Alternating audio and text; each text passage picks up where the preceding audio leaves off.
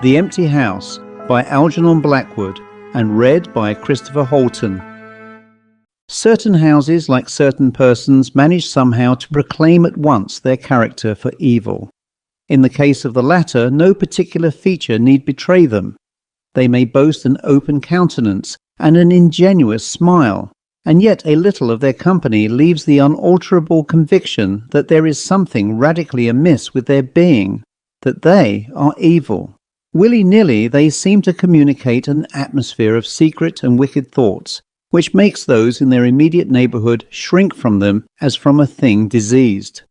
And perhaps with houses the same principle is operative, and it is the aroma of evil deeds committed under a particular roof long after the actual doers have passed away that makes the gooseflesh come and the hair rise. Something of the original passion of the evildoer and of the horror felt by his victim enters the heart of the innocent watcher, and he becomes suddenly conscious of tingling nerves, creeping skin, and a chilling of the blood. He is terror-stricken without apparent cause. There was manifestly nothing in the external appearance of this particular house to bear out the tales of the horror that was said to reign within. It was neither lonely nor unkempt. It stood crowded into a corner of the square, and looked exactly like the houses on either side of it. It had the same number of windows as its neighbours, the same balcony overlooking the gardens, the same white steps leading up to the heavy black front door.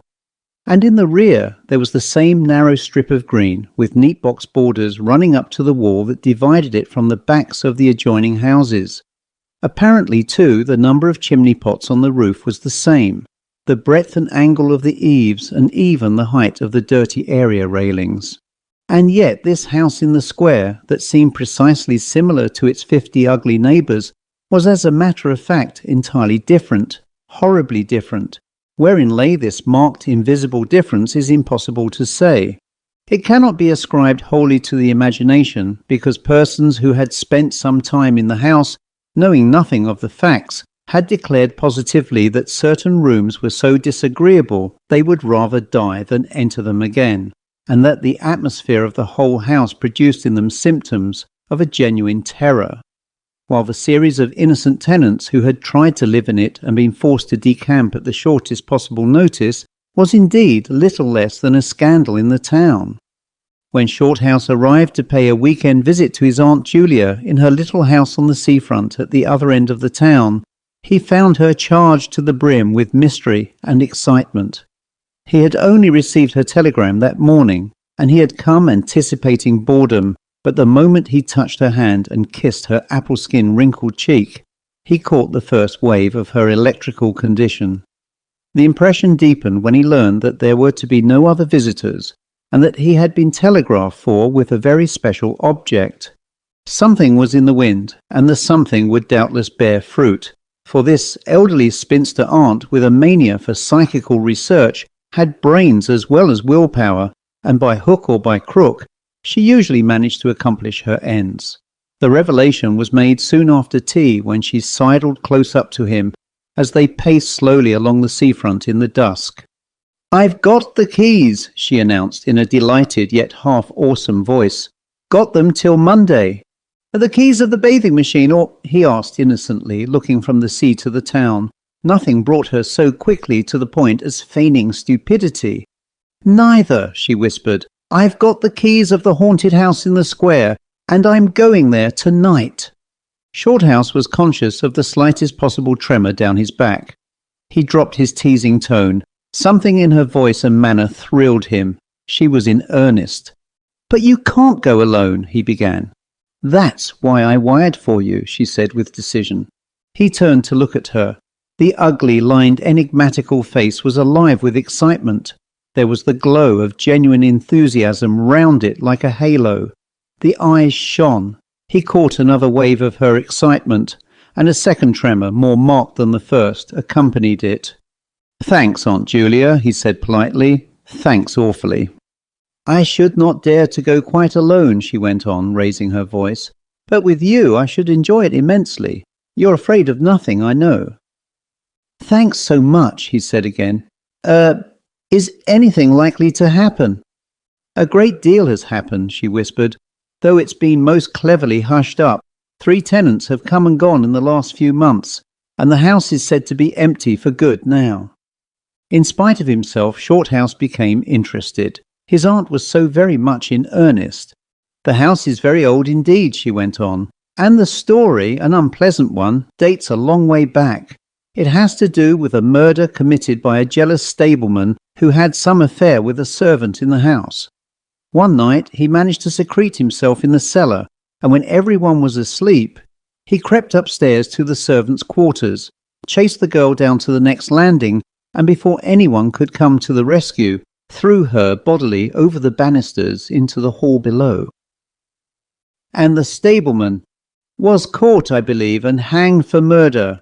But it all happened a century ago, and I've not been able to get more details of the story." Shorthouse now felt his interest thoroughly aroused, but though he was not particularly nervous for himself, he hesitated a little on his aunt's account. "On one condition," he said at length. "Nothing will prevent my going," she said firmly, "but I may as well hear your condition. That you guarantee your power of self-control if anything really horrible happens.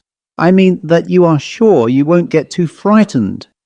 "Jim," she said scornfully, "I'm not young, I know, nor are my nerves. But with you I should be afraid of nothing in the world."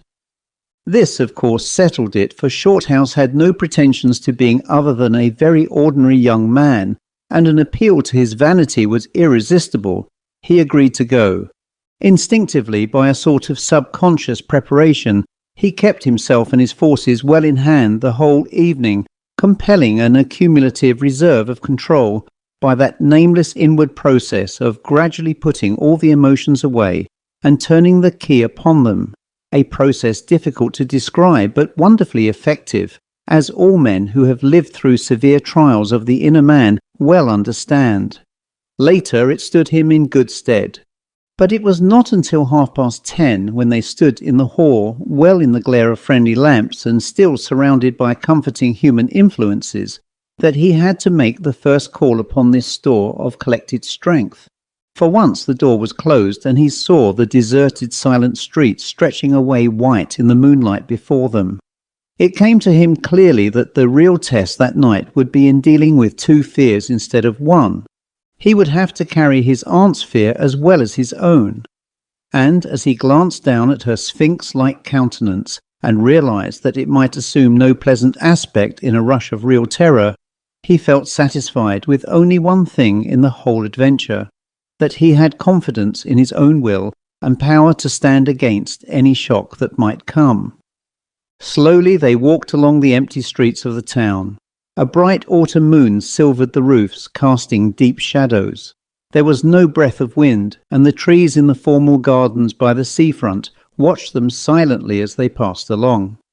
To his aunt's occasional remarks, Shorthouse made no reply, realizing that she was simply surrounding herself with mental buffers, saying ordinary things to prevent herself thinking of extraordinary things. Few windows showed lights, and from scarcely a single chimney came smoke or sparks. Shorthouse had already begun to notice everything, even the smallest details. Presently they stopped at the street corner and looked up at the name on the side of the house, full in the moonlight, and with one accord, but without remark, turned into the square and crossed over to the side of it that lay in shadow. "The number of the house is 13, whispered a voice at his side. Neither of them made the obvious reference, but they passed across the broad sheet of moonlight and began to march up the pavement in silence. It was about halfway up the square that Shorthouse felt an arm slipped quietly but significantly into his own, and knew then that their adventure had begun in earnest, and that his companion was already yielding imperceptibly to the influences against them. She needed support. A few minutes later they stopped before a tall narrow house that rose before them into the night, ugly in shape and painted a dingy white. Shutterless windows without blinds stared down upon them, shining here and there in the moonlight. There were weather streaks in the wall and cracks in the paint, and the balcony bulged out from the first floor a little unnaturally. But beyond this generally forlorn appearance of an unoccupied house, there was nothing at first sight to single out this particular mansion for the evil character it had most certainly acquired. Taking a look over their shoulders to make sure they had not been followed, they went boldly up the steps and stood against the huge black door that fronted them forbiddingly. But the first wave of nervousness was now upon them, and Shorthouse fumbled a long time with the key before he could fit it into the lock at all. For a moment, if truth were told, they both hoped it would not open, for they were a prey to various unpleasant emotions as they stood there on the threshold of their ghostly adventure. Shorthouse, shuffling with the key and hampered by the steady weight on his arm, certainly felt the solemnity of the moment. It was as if the whole world, for all experience, seemed at that instant concentrated in his own consciousness, were listening to the grating noise of that key. A stray puff of wind wandering down the empty street woke a momentary rustling in the trees behind them, but otherwise this rattling of the key was the only sound audible. And at last it turned in the lock, and the heavy door swung open and revealed a yawning gulf of darkness beyond. With a last glance at the moonlit square, they passed quickly in, and the door slammed behind them with a roar that echoed prodigiously through empty halls and passages. But instantly, with the echoes, another sound made itself heard, and Aunt Julia leaned suddenly so heavily upon him that he had to take a step backwards to save himself from falling. A man had coughed close beside them, so close that it seemed they must have been actually by his side in the darkness. With the possibility of practical jokes in his mind, Shorthouse at once swung his heavy stick in the direction of the sound, but it met nothing more solid than air. He heard his aunt give a little gasp beside him. "There's someone here," she whispered. "I heard him." "Be quiet," he said sternly. "It was nothing but the noise of the front door." "Oh, get a light, quick," she added as her nephew, fumbling with a box of matches, opened it upside down and let them all fall with a rattle onto the stone floor. The sound, however, was not repeated, and there was no evidence of retreating footsteps. In another minute they had a candle burning, using an empty end of a cigar case as a holder, and when the first flare had died down, he held the impromptu lamp aloft and surveyed the scene. And it was dreary enough in all conscience, for there is nothing more desolate in all the abodes of men than an unfurnished house, dimly lit, silent and forsaken, and yet tenanted by rumour with the memories of evil and violent histories. They were standing in a wide hallway. On their left was the open door of a spacious dining room, and in front the hall ran, ever narrowing, into a long dark passage that led apparently to the top of the kitchen stairs. The broad uncarpeted staircase rose in a sweep before them, everywhere draped in shadows, except for a single spot about halfway up, where the moonlight came in through the window and fell on a bright patch on the boards. This shaft of light shed a faint radiance above and below it, lending to the objects within its reach a misty outline that was infinitely more suggestive and ghostly than complete darkness. Filtered moonlight always seems to paint faces on the surrounding gloom, and as Shorthouse peered up into the well of darkness and thought of the countless empty rooms and passages in the upper part of the old house, he caught himself longing again for the safety of the moonlit square, or the cosy, bright drawing-room they had left an hour before. Then, realizing that these thoughts were dangerous, he thrust them away again and summoned all his energy for concentration on the present. "Aunt Julia," he said aloud severely, "we must now go through the house from top to bottom and make a thorough search." The echoes of his voice died away slowly all over the building, and in the intense silence that followed, he turned to look at her. In the candlelight he saw that her face was already ghastly pale, but she dropped his arm for a moment and said in a whisper, stepping close in front of him, "I agree, we must be sure there's no one hiding. That's the first thing." She spoke with evident effort, and he looked at her with admiration. "You feel quite sure of yourself? It's not too late." "I think so," she whispered, her eyes shifting nervously towards the shadows behind. "Quite sure, only one thing." "What's that?" "You must never leave me alone for an instant. As long as you understand that any sound or appearance must be investigated at once. For to hesitate means to admit fear. That is fatal. Agreed, she said a little shakily after a moment's hesitation. I'll try. Arm in arm, Shorthouse holding the dripping candle and the stick, while his aunt carried the cloak over her shoulders, figures of utter comedy to all but themselves, they began a systematic search. Stealthily walking on tiptoe and shading the candle lest it should betray their presence through the shutterless windows, they went first into the big dining room. There was not a stick of furniture to be seen. Bare walls, ugly mantelpieces and empty grates stared at them.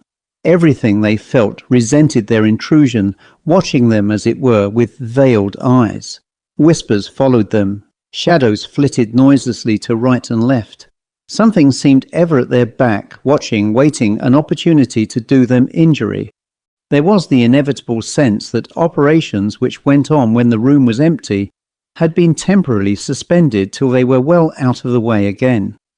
The whole dark interior of the old building seemed to become a malignant presence that rose, warning them to desist and mind their own business. Every moment the strain on their nerves increased. Out of the gloomy dining room they passed through the large folding doors into a sort of library or smoking room, wrapped equally in silence, darkness and dust. And from this they regained the hall near the top of the back stairs. Here a pitch-black tunnel opened before them into the lower regions, and it must be confessed, they hesitated. But only for a minute. With the worst of the night still to come, it was essential to turn from nothing. Aunt Julia stumbled at the top step of the dark descent, ill-lit by the flickering candle, and even Shorthouse felt at least half the decision go out of his legs. "Come on," he said peremptorily, and his voice ran on and lost itself in the dark, empty spaces below. "I'm coming," she faltered, catching his arm with unnecessary violence. They went a little unsteadily down the stone steps, a cold, damp air meeting them in the face, close and malodorous. The kitchen, into which the stairs led along a narrow passage, was large, with a lofty ceiling. Several doors opened out of it, some into cupboards with empty jars still standing on the shelves, and others into horrible little ghostly back offices, each colder and less inviting than the last. Black beetles scurried over the floor, and once when they knocked against a deal table standing in a corner, something about the size of a cat jumped down with a rush and fled, scampering across the stone floor into the darkness. Everywhere there was a sense of recent occupation, an impression of sadness and gloom. Leaving the main kitchen, they next went towards the scullery. The door was standing ajar, and as they pushed it open to its full extent, Aunt Julia uttered a piercing scream, which she instantly tried to stifle by placing a hand over her mouth. For a second, Shorthouse stood stock still, catching his breath. He felt as if his spine had suddenly become hollow, and someone had filled it with particles of ice. Facing them, directly in their way between the doorposts, stood the figure of a woman. She had dishevelled hair and wildly staring eyes, and her face was terrified and white as death. She stood there motionless for the space of a single second. Then the candle flickered and she was gone utterly, and the door framed nothing but empty darkness. "Only the beastly jumping candlelight," he said quickly, in a voice that sounded like someone else's and was only half under control. "Come on, Aunt, there's nothing there." He dragged her forward. With a clattering of feet and a great appearance of boldness, they went on, but over his body the skin moved as if crawling ants covered it, and he knew by the weight on his arm that he was supplying the force of locomotion for two. The scullery was cold, bare and empty, more like a large prison cell than anything else. They went round it, tried the door into the yard and the windows, but found them all fastened securely. His aunt moved beside him like a person in a dream. Her eyes were tightly shut, and she seemed merely to follow the pressure of his arm. Her courage filled him with amazement. At the same time he noticed that a certain odd change had come over her face, a change which somehow evaded his power of analysis. "There's nothing here, Auntie," he repeated aloud quickly. "Let's go upstairs and see the rest of the house. Then we'll choose a room to wait up in." She followed him obediently, keeping close to his side, and they locked the kitchen door behind them. It was a relief to get up again. In the hall there was more light than before, for the moon had travelled a little further down the stairs. Cautiously they began to go up into the dark vault of the upper house, the boards creaking under their weight. On the first floor they found the large double drawing rooms, a search of which revealed nothing. Here also was no sign of furniture or recent occupancy, nothing but dust, neglect and shadows. They opened the big folding doors between the front and back drawing rooms, came out again to the landing and went on upstairs. They had not gone up more than a dozen steps when they both simultaneously stopped to listen, looking into each other's eyes with a new apprehension across the flickering candle flame. From the room they had left hardly 10 seconds before came the sound of doors quietly closing. It was beyond all question. They heard the booming noise that accompanies the shutting of heavy doors, followed by the sharp catching of the latch. "We must go back and see," Shorthouse said briefly in a low tone, turning to go downstairs again. Somehow she managed to drag after him, her feet catching in her dress, her face livid. When they entered the front drawing room, it was plain that the folding doors had been closed half a minute before.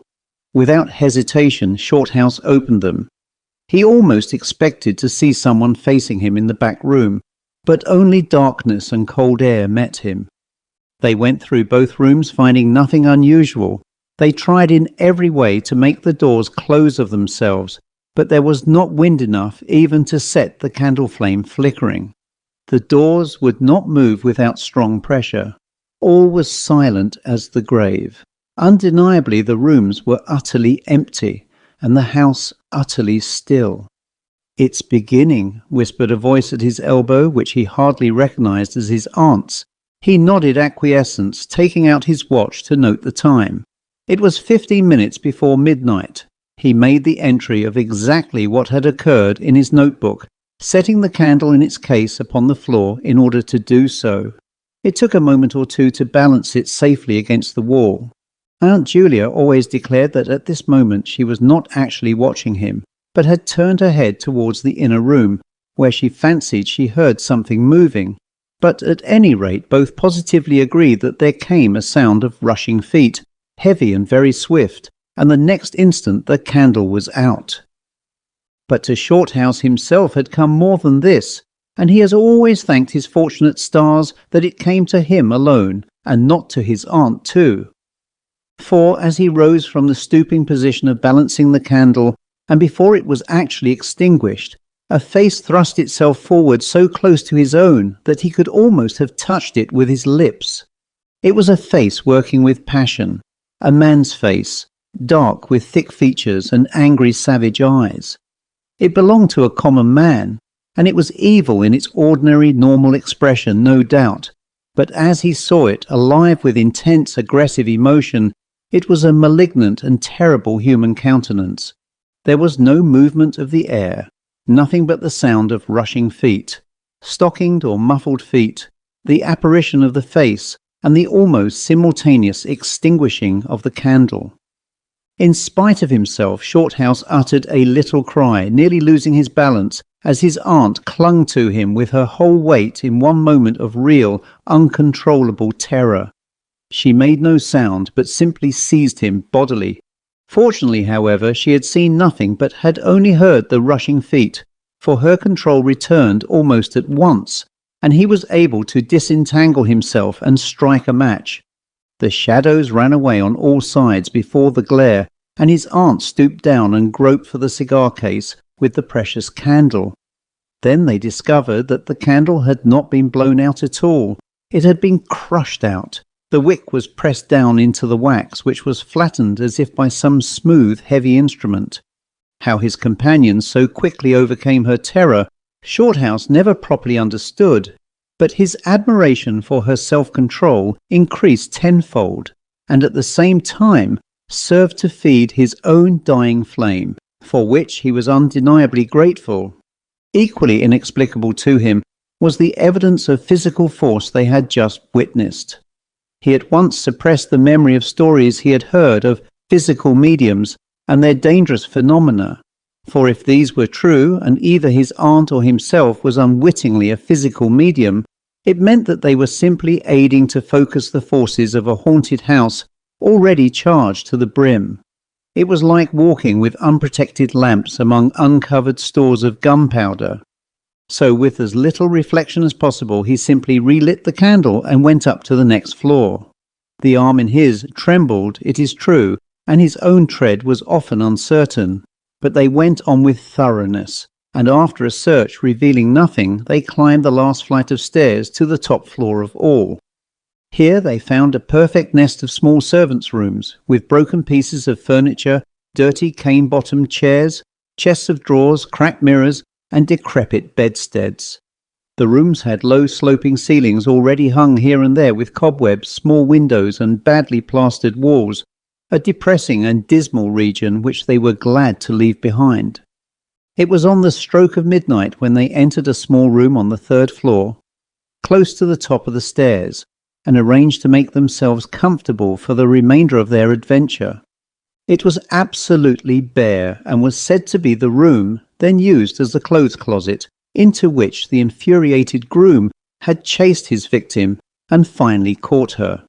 Outside, across the narrow landing, began the stairs leading up to the floor above, and the servants' quarters where they had just searched. In spite of the chilliness of the night, there was something in the air of this room that cried for an open window.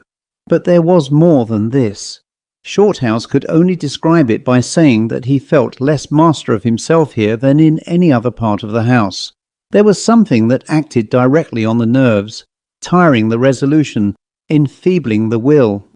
He was conscious of this result before he had been in the room 5 minutes, and it was in the short time they stayed there that he suffered the wholesale depletion of his vital forces, which was, for himself, the chief horror of the whole experience.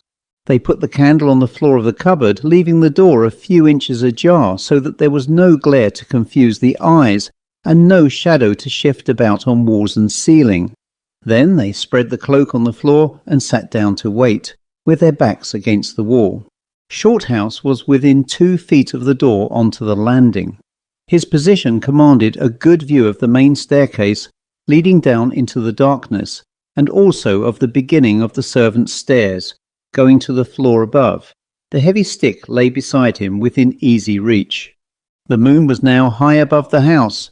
Through the open window they could see the comforting stars like friendly eyes watching in the sky. One by one the clocks of the town struck midnight, and when the sounds died away, the deep silence of a windless night fell again over everything. Only the boom of the sea, far away and lugubrious, filled the air with hollow murmurs. Inside the house the silence became awful. Awful, he thought, because any minute now it might be broken by sounds portending terror. The strain of waiting told more and more severely on the nerves. They talked in whispers when they talked at all, for their voices aloud sounded queer and unnatural. A chilliness, not altogether due to the night air, invaded the room and made them cold. The influences against them, whatever these might be, were slowly robbing them of self-confidence and the power of decisive action. Their forces were on the wane, and the possibility of real fear took on a new and terrible meaning. He began to tremble for the elderly woman by his side, whose pluck could hardly save her beyond a certain extent. He heard the blood singing in his veins. It sometimes seemed so loud that he fancied it prevented his hearing properly certain other sounds that were beginning very faintly to make themselves audible in the depths of the house. Every time he fastened his attention on these sounds, they instantly ceased. They certainly came no nearer. Yet he could not rid himself of the idea that the movement was going on somewhere in the lower regions of the house. The drawing-room floor, where the doors had been so strangely closed, seemed too near. The sounds were further off than that. He thought of the great kitchen, with the scurrying black beetles, and of the dismal little scullery. But somehow or other they did not seem to come from there either.